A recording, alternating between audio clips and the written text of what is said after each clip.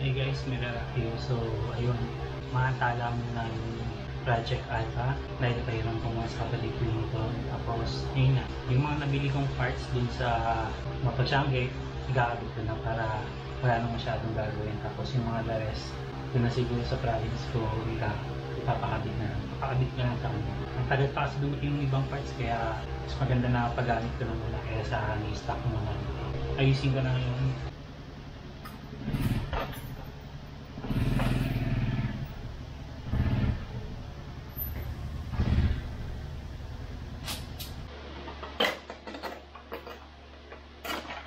Bali ito guys, lalakihan ko yung butas nito kasi tumatama. Kahit genuine, tumatama ito. Hindi ko alam kung bakit. Nakafix naman kasi siya. Nakafix sa bakal. Hindi siya yung narorotate na pwede mong i-adjust anytime. By the way, meron pala akong assistant. Ito sunod. Assistant ko pala. Kanina pa. Huwag yan. So,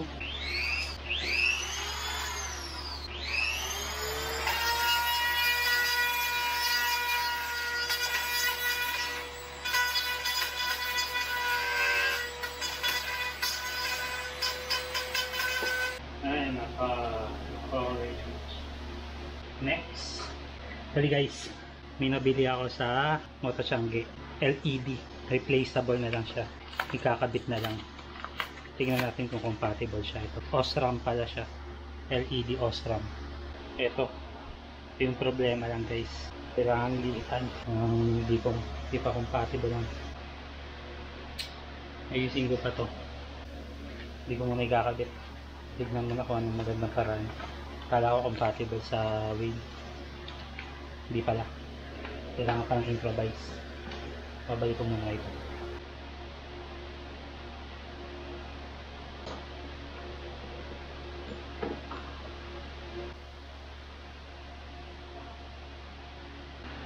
Ayaw magpatanggal, so end option.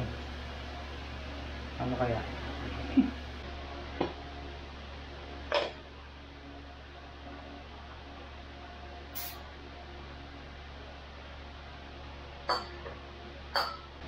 Isang oras na talaga. Gagawin ko tong kulay itim. Nalinis ko muna ito. Yan. That's 2, 4, 6. Gaijin. So. 2 hours later. Tanggal ko yung pendant. Parang sukat ko yung itong shock na pang dash 110 up. Kasi dito, lalagyan ko siya ng mini driving light kung dito siya. Para waiting na lang ako sa fender nito.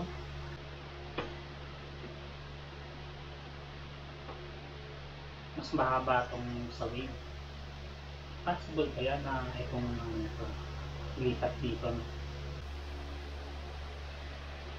Tuyo na guys, so ito na yung result ng so didikit ko ito. Ganda na. Yan, dikit ko na yung Honda. Nagkaroon lang ng konting crack.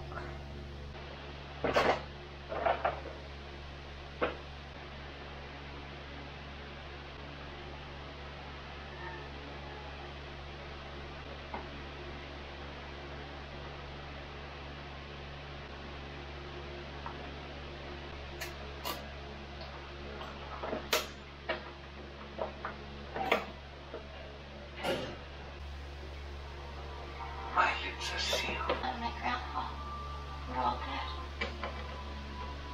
So, what happens to me?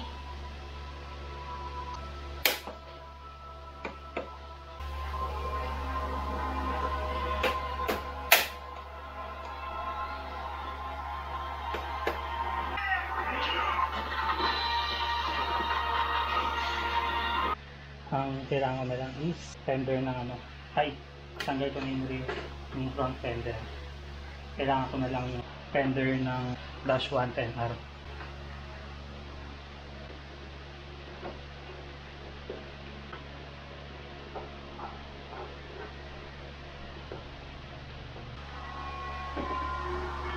So その壁は人々。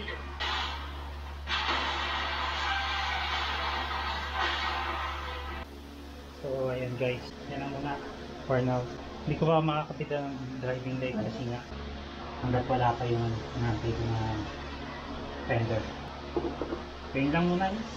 Ang ganda-ganda naman din yung mga nagawa ko sa ngayon. Konti na lang. Okay na to. Hindi ko nakabit pala yung ilaw din dito. Kaya lang muna. Bye for now guys.